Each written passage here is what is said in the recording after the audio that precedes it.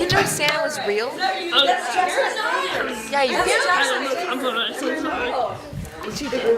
Okay, so we're kind of circling back on Affirmation 6.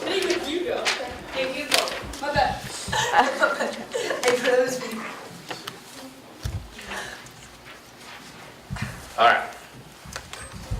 We're circling back on kind of that idea about that Andrew was talking about,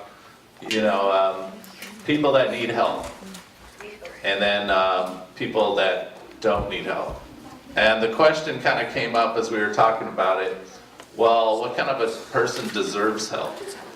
Don't talk to him. And so we all have our kind of biases on that. A bias is like if you a certain type of person, if you look at the bottom left hand, describe a person that you find hardest to help. What kind of person do you find to be the hardest to help? And we all would have a different answer for that. So, you wanted to answer that question? Yeah. Okay. People who don't want to be helped. People who don't want to be helped. That's a really good one. But I still hope you Yeah.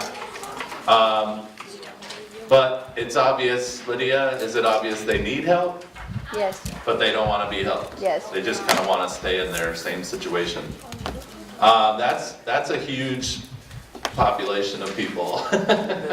And it's frustrating because you have an idea of what would be better for them, and they don't really want to hear it. They want to stay in their same position. So, all right, here's a couple videos we're going to take a look at. I got A little girl sits on her own, sucking her thumb in the middle of a busy shopping centre, looking scared and alone. So would you stop to see if she's okay? Well, more than 600 people didn't. As part of a TV experiment, two little girls were left alone on a London street to test the public's reaction to lost children. In the space of an hour, only one person stopped to see if the child needed help, while 616 walked on by. 7-year-old Uma was taken to Victoria Place shopping centre next to Victoria Station and left on her own, but with tight security around her. Right, got a whole cluster of people. So hard to watch people just walk by and ignore her. Her 5-year-old sister Maya also takes part in the experiment, and at one stage a couple find her in their path and simply walk either side without stopping. Their mother, who watched from a short distance away, says it was shocking and heartbreaking to watch so many people ignore her children when they were clearly alone and vulnerable. The experiment has highlighted the fact that many people now feel too scared of other people's perceptions to stop to help a young person. But the NSPCC says an adult's responsibility to protect a child should supersede these concerns. Little Girl Lost, a Police 5 special, airs on Tuesday the 25th of March at 6:30 p.m. on Channel 5. So why don't you think people stopped? Because they were embarrassed. They didn't think that people would think it was cool. They didn't think it was cool to stop? Yeah. It said I think that's a very low percentage They of were people. worried about what people thought. Yeah. Not that it was uncool. Yeah. People Okay. thought. Like maybe they thought, like if they were like maybe an older person, maybe they would think other people would think they're a predator or something. Yeah. Okay, that could be like if you go up to a child that's alone, you might be, people might think you're doing something bad. They did another experiment like this, and most of the people said they didn't stop because they thought the person behind them was going to handle it because they were busy. Yeah, okay, somebody else. Oh. Yeah, Weston? I was gonna say that Oh, okay. someone else would do it. And they were suggesting in the video that there can be certain people that you approach that it might have this negative impact on yourself, or it could be like a setup or something like that. But they were saying we shouldn't really go with that answer, Oh, I have 2 cats. What? Oh no, I put a cat on. What? August.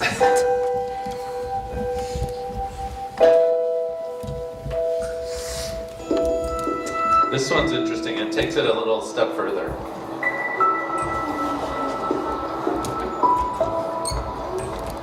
Give me a duck or something.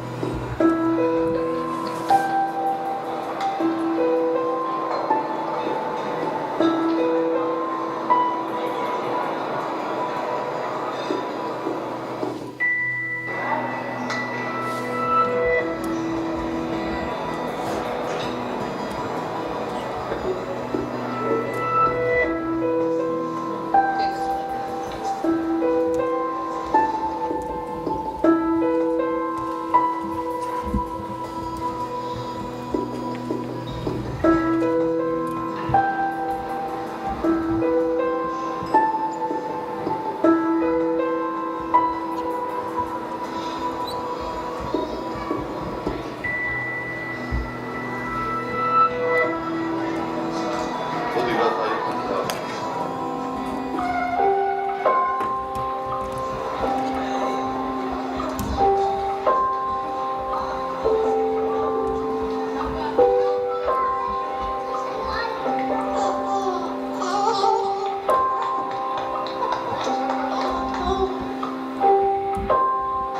Vore deras ansvar. Det tror jag matchliga.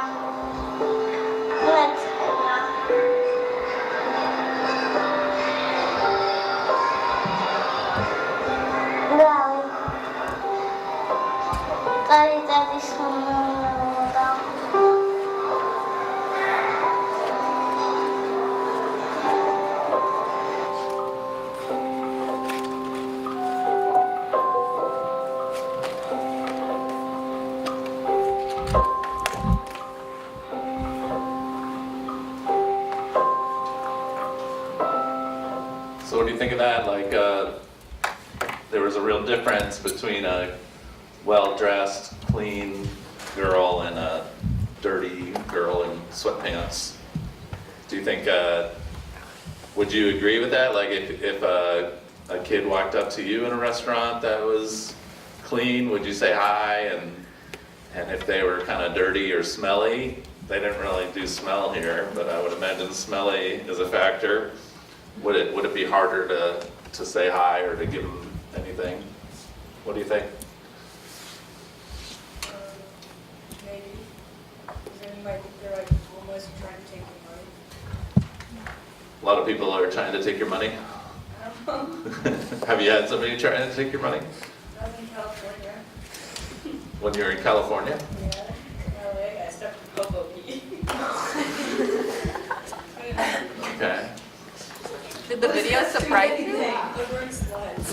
Did the video surprise you? Taking your money. Kind Yeah. of. Hey guys, We were kind of aware that So this happened. Yeah, I kind of thought that. I mean, I know that like people that are less like fortunate, like kind of like I don't know, discriminated against because they have less money and stuff. I didn't expect to see like everyone moving their bags. Yeah. She like walked by and pulled her bag. I bet it'd be different if like it was like an adult, Yeah. like they get even more of a reaction of like kind of get away, but since she was a kid, they kind of got more of a. I get why they would. yeah, I think an adult would probably not even get any reaction either way, you know? The child. If an adult were just standing there. And I felt like you watching it, I think I honestly have much more compassion for the little girl than I would if it was an adult and people were shooing them off.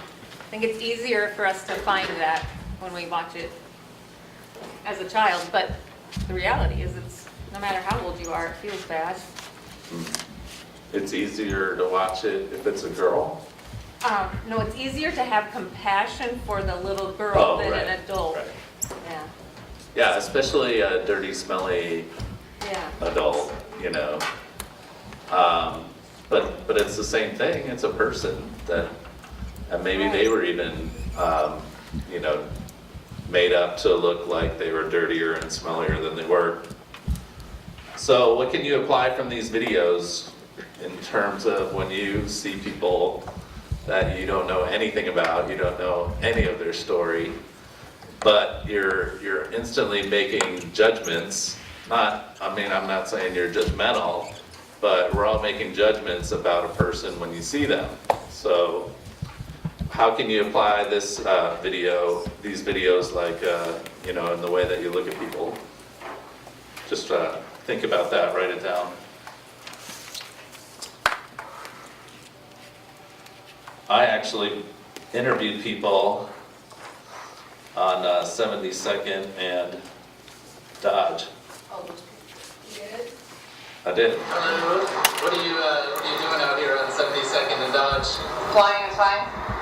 Why are you flying a sign? Homeless and stranded. I've been out here for about a month and a half flying a sign. Wow. How often do you come to this spot? 3 times a week. Really? Thursday, Fridays, and Saturdays. I can't get a job because I have lung cancer. My husband is actually fighting the VA to get his benefits because he served our country and now the government doesn't want to pay him.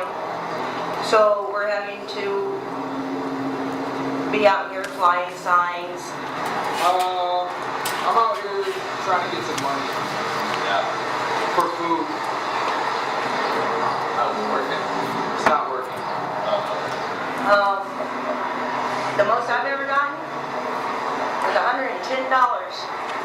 I've made 30, but this is my third time out here. And that was on my birthday. No, and I didn't even tell anybody it was my birthday. It just happened to be that way. Have you ever heard the phrase, God helps those that help themselves? Yeah. What do you think about that? We were doing. It's a pretty good phrase. You like that phrase? Yeah. Oh yeah? Why do you like it? I've heard it a lot. I think it's a wonderful phrase. You know, it doesn't seem like I'm doing much, but to me, I am. Because there's times where I'll give back to even cars when I see that they're sitting here fanning themselves. I'll give them one of the bottled waters I got. Have you ever heard the phrase, God helps those who help themselves? Oh, I heard he did. I heard he had a second helping, and he fucking had a like an aneurysm in his liver. So yeah, and then he touched somebody, and then they like their head exploded. It's tough. It's tough, especially as women getting out here and do this. Yeah. Not everybody's nice. I've been propositioned, called names, a burden. I used to work. I had a job since I was 16 years old. I'm 40. When you find out you can't ever work again, it takes a toll on you. But what else are we supposed to do? Starve? Will, Oh, stop smoking, huh? Because she has lung cancer, is that it? why don't they let her work? So is that it for her then? Like, she doesn't deserve any help until she stops smoking? No, but she should take it into You consideration. can't just stop smoking, you know that, right? Of course she should take it into consideration, but I know, but you can't just like that would be. Yeah, it's hard to quit. You go like you would go. why is that the part we're so focused on? Well, no, it should be the. No, I'm just saying that. Yes. Wait, yeah, why won't they let her? So you want her to get a job? Yeah. We wanted to Well, stop no, I'm not smoking saying, no, I'm because just that's saying. not healthy. Maybe she can't. Maybe she's not healthy enough to She work. get a job because of like lung cancer. Like why? Because she's Well, it's possible that she gets disability, and if you have a job that pays too much, you lose your disability. So there's this line where you qualify for certain help from the government, and then it's a really kind of fragile line, and if you work too many hours or your pay goes up, then you lose a ton of disabilities. And it's like not economically wise to then get those hours and get that pay increase. Isn't that kind of crazy? Yeah. She can't like work at like anywhere. We didn't, you saw as much as we talked about, really, not, I mean, I didn't grill her about the job. I was more interested in why she's out there, trying to get some money. Did you give $16? Yeah, Can you explain what that one guy was trying to say? Like, no. He was a little. And I cut a lot of that out. It's just like, you know. But, It says edited. no, did I pay them? Yeah, I paid them. How much money? I think I gave them $5 a piece. So what are some of your other impressions of the three people? I mean, she said that she had a job since she was 16, and you know that she kind of, I think she sees herself as a working person, you know. So, but now she's in this situation where she's not, and I assume Whatever happened with that the she kind of feels husband? stuck in that. Didn't he serve and like wasn't getting money or something? Yeah, something happened with her husband. Yeah. I just want to comment on the other lady that said if people, like, even though she has so little, if she sees someone, like, fanning themselves really hot in their car, she'll give them one of her bottles of water. Yeah. Well, that was, so we were doing a sermon series on, it was called Half-Truths, you know, and it was all these phrases that people say that they think are from the Bible, but they're really not. One of those phrases is, God helps those that help themselves. And that's kind of like an excuse phrase for people that say, well, if you want God to help you, you gotta do it yourself, you know? So that the person who's saying it doesn't actually have to help that person. You know, so it's like a little cliche. It's cliche theology to say, God helps those that help themselves, so go do it. It's like everything happens for a reason. That's another one of those that is not in the Bible, but people say it is, you know, they kind of just claim it is. And it's really an excuse to say that, well, there's got to be a reason that happened to you. So, other thoughts about that? Does this at all? Oh, yeah. It's just like the thing where it's like the God helps people and help himself. It's kind of like if someone's in that position, it's just kind of like if someone is sick, it's just like, you know what would stop having you get better if you just like decide, I'm not going to be sick anymore. Right, right. I think that's the implication. Yeah, you're just making a choice. And so today you're going to decide you're going to be completely different than you were yesterday, right? That doesn't work. It doesn't work. You guys don't know? I mean, it can work. It's not, I'm not saying it's impossible, it's rare.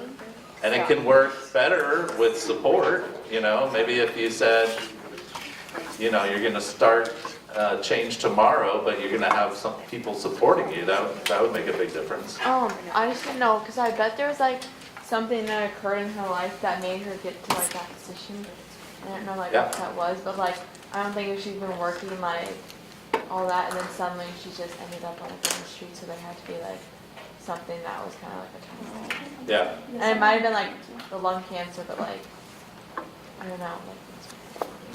And think about what educational opportunities has she had? If she's had to work since she was 16 or however long she said, you know, you're being able to go to college and further your education is a huge benefit to you. And not everyone in our country even has that ability. So maybe she's one of those people. And that starts you off a little disadvantaged. And then you get sick and you're working at this low-paying job that doesn't give you a lot of time off or let you build up sick leave. And you just don't know. Yep. And, you know, I've gone on a lot of mission trips over the years, and I went to Jamaica a lot, and you know, Jamaica is kind of like this. People are always coming up to you with an idea of how you can help them with their project, you know, and they've always got a project, and they're always in a tough situation, partly based on the U.S. economy and where they're at. But then what I developed was, you know, like, God wants us to help the poor, to help those that, like, got done wrong by somebody, to help the widows, the orphans. And then I just thought, I think God wants us to help the dumb people too, if you can say that. The people that make bad decisions all the time. I mean, sometimes it's just not their fault. That's just how they're wired, you know? Like, you guys see it so clear. Like, obviously, this is the right path, and this is the wrong path, right? Wrong path. Dangerous. And some people don't see it that clear. They think, this is how I'm going to get ahead. This is how I'm going to finally overcome my thing. Guys, do you need to come over this way? I feel. So they think if I try this avenue, you know, it's going to make a difference, and then they get just lost in a bigger hole, and you know, and it actually hurts them instead of helps them. So there's a lot of people in that situation. They just don't even know how to, you know, figure out the right way, and maybe they had some brain damage or some mental illness or something happened in their development from their parents that they can't process things the way that you can process things. So I think, you know, I kind of apply that. That's what I apply now when I'm talking to people or when I see people. Is like, you know, what's happened just in their brain to make them make bad decisions. Obviously, she's smoking and she has lung cancer. That's not a great decision. And there's probably something in her brain that's telling her, I'm gonna keep doing this, you know? Well, I'm already dying anyway, I might as well. Why should I quit now? Why would I quit now? I'm already dying of it. But you should stop dying. Can't you qualify Maybe. for like the Medicare thing and then get chemotherapy?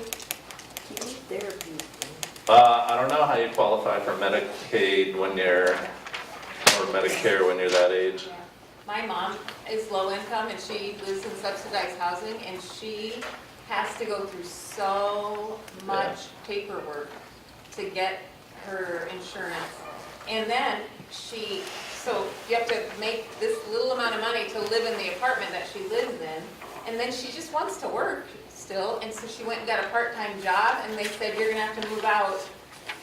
So there's this constant game, or it feels like a game, that if you are disadvantaged like that you're playing, trying to figure out how can I earn money and afford to live somewhere on my own. Yeah. Wait, why does she have to move out? Because she made too much money. Too much? Right, but she doesn't make enough to live in an apartment by herself. And too much is like, you know, not much. Right. She can't buy groceries. That She line lives is in an not apartment. that tall, you know? It's kind of like an analogy might be, so both parents are working, so you have to do daycare for your kids. How much are you gonna pay for daycare to make it worth it that you're working outside of the house, you know? Kind of like that. How can like people that have like a lot of money, how come they don't like reach the limit or whatever? Well, a lot of people with a lot of money aren't receiving government support. Oh, so like there's. So if you're getting welfare, food stamps, housing subsidy, then you have to play by the rules of what you're allowed to do, how much you're allowed to work, how much you're allowed to make. So, and I mean, I talk to a lot of people that are in that position, you know. It's like they don't want to lose it's like going out on a limb. It's taking a risk to say, well, I'm going to go for this job that's going to fully support me, because it might not happen. And you might get laid off. People get laid off not just because they're losers, but people get laid off because the company changes its mind on how they're going to do it. You can't like just like print out like get money then print out like money, or like get money and then like put it in a safe or something and then I bet that'd be like, yeah, that's probably what they do. you get enough money but then like you don't tell the government about it. Or you could just counterfeit. Sounds like a lot of bad ideas, I know. But see, like that kind of thinking right there, that's what they're doing. That's what they're thinking about. You know, and that's a lot of effort to say, how am I going to get around the government? It takes a lot of effort. And a lot of people just run out of energy doing that. Yeah. Okay, there's a couple Bible passages. You wanted to say something about this? Do you believe this? Yeah. Okay. So, do you believe this? You don't have to answer that out loud. You could interpret that two different ways. No one belongs here more than you. Andy You could read belongs it here. with a lot of ego. Like, oh yeah, nobody's better than me. Or you could read it like, no one is better than you. You're as good as anyone else. So Everyone's a simulator. Life's a simulator. what do you believe? I read it as like no one, like you are not the most important in the world. Like it's a cliche. Or like I don't know if that's the right word. I get that. Like no one belongs here more than you. I feel like it would no be one. easier for people that, like, kind of get more postman, like, no one wants your less than you. I feel like that would. Yeah. Or more or less, maybe. No one belongs here more or less than you. I like that it was written on like a cruddy looking floor or like mildewy shower. Yeah, is it a prison cell? I like that. Like, what if it were a prison cell? Then it changes the whole phrase. It's an interesting thing to think about. I took it positively when I first read it, kind of like your love beyond your wildest imagination. But I do think that's an important thing, especially for kids your age in middle school, to know that you belong I stopped sharing kisses. right where you are, and nobody's better than you, and nobody's worse than you. No, you don't. Except for here. What about like Usain Bolt and Michael Phelps? That's a different story. If they race and like what would they race in? You're still an artist. Who knows how to read out loud? Okay, Lily. Okay. This is from Deuteronomy, which is one of the first 5 books of the Bible. It's a claim that Moses wrote it on his deathbed. And Moses was the one that led the Israelites away from Egypt, slavery. And they crossed the Red Sea. Maybe you heard about that. And he brought down the 10 Commandments, and so that was considered the law. But then he was kind of writing the history of how that all happened in this book called Deuteronomy. And so a lot of what Deuteronomy contains are the specific laws. So you have the 10 Commandments, which is found in Exodus, but then you also have all these laws that go with it in the book called Leviticus. So then this is the 5th book, and this is the last book of the Torah. And it contains a bunch of these laws as well. So here's a couple of them. Go ahead, Lily. You shall not withhold the wages of poor and needy laborers, whether other Israelites or aliens who reside in your land in one of your towns. You shall pay them and their wages daily before sunset, because they are poor and their livelihood depends on them. So this was thousands of years ago that this was written. Same issues, right? And do you know how many times the word alien is in the Bible? 60. 58. So there were aliens back there too. Do you guys know what an alien is? A human. My dog. Outsider? From where you're from. We would call them immigrants today. Oh. That's really? Or undocumented Flying immigrants even. objects. What? No. Yeah, immigrants. That's an alien. So they were having the same trouble And there's actually a law written to people that are paying people to work that says, pay the people. A lot of times now, like, so if somebody wanted to work, they get a job. You go. My bad. Show the painting. Away. And generally it takes about a month to get any money when you start working. I don't know if any of you have gotten a job, but It takes a month? it takes about a month. I want Yeah. a job. What? So You just broke Hugo. Not when you babysit, you We get should it work right. at when you babysit, you get it right away. Get it right away, then you run away. But when you babysit, there's that awkward, how much are you gonna pay me? How much? I got one time got Okay. Jackson babysits all the time. It's a secret exchange, you know? Jackson with their kids. So, Oh man. so when you get a job, you fill out the paperwork and you know, you have to wait till the pay period. And a lot of jobs, like in contract work and stuff like that, like if a company hires a plumber to go in and work on a building, Lily, and they don't pay the plumber sometimes for months. You know, so that's just the practice of how people pay for some work, you know. And so even back then, obviously, people weren't paying their laborers on time. And there's a plea here, like, you have to pay the poor people because they can't afford to go that many days without getting paid and work for you and not get paid. So you have to pay them every day by sunset.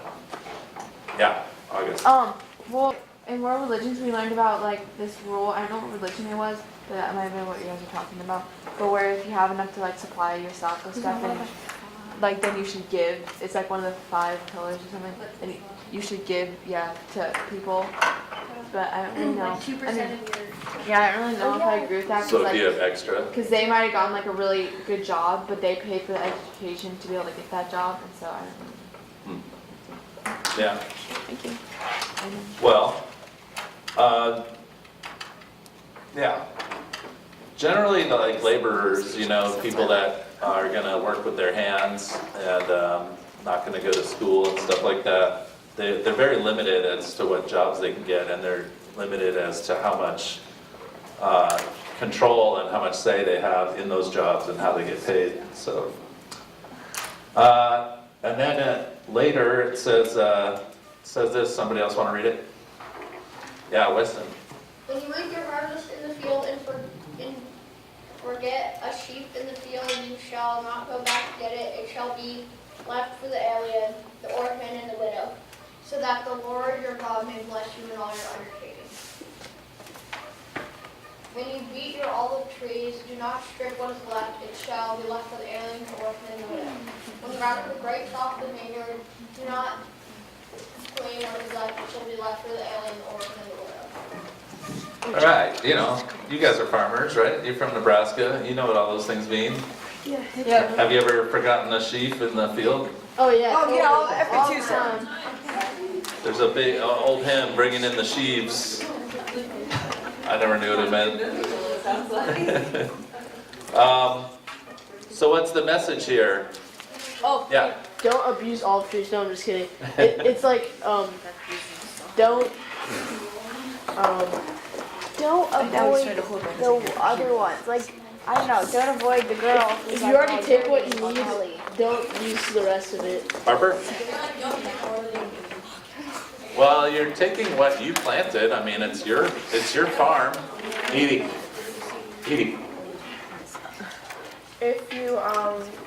If you forgot about something, then it's not as important as you probably thought it was, and you could probably give it to someone else who actually could use it and not forget about it. Yeah, there's an element of that in here. But another element is that you could on purpose leave some stuff. You don't have to harvest every single grape, every single olive. Be considerate. Leave some for people to just come and take. People want Wouldn't that be a crazy society if we lived in that? Oh yeah. maybe like if a grocery store just had a free bin, you know, just take some of this. No, there are some places with free bins, but you gotta be like 12 and under, but who cares? Or, is Amazon boxes? People would take advantage of it. Woo! Taking advantage. Those people are called It's because we take advantage of them, right? I mean, we're a take advantage sort of society, so we can't trust that if you did something generous like that, if you had a farm and you left part of it unharvested so that other people could come get it, you have this like mistrust of people. They'll take advantage of it. Yeah. My grandpa does that with his beech trees. Nice. I thought you said beet. On the side of his yard. And he just lets people pick them, or does he be like, these people are picking up peaches? Oh no, he lets them. He lives right next to Rockbrook, and he like puts up a sign. Awesome. Wait, that's your wait, the guy. Tell him he's living out Deuteronomy 24. Wait, who has the open lot? Well, when I went to Arizona, we had these it was in this place where you had a bunch of trees of grapefruit and stuff, and it was open to anyone. They all maintained it because it was a bunch of old people and stuff. But then we went in and took one off someone's thing because it was in our thing, and the people said that it's not good to take things that aren't ours, but it's meant to be it. But he just wanted them all for themselves. Yeah, we're much more of a property ownership stealing society than hey, if it's there, take it, you know. I wish It's we were more supposed like to be Canada. that way. We should pay. So I think the overall point is, be careful how you look at people and how you judge them, and have, I would say, lead with compassion more so than mistrust. And maybe if you have a question, you ask them. You know, maybe instead of just assuming what the person's like, you find out. So, anything else? All right, see you next week. We did a good job on that one, guys. Good job. Way to knock it out in the park. I feel like my pants are saggy. I also kind of like joggers. Is there back? I feel like you're not mad. Put your butterflies on the thing over there. But the trees are on his side. Yeah, I know. Yeah, he lives right there. Jack, you kind of forgot about the video or what? Oh no, it's still rolling. That's going to be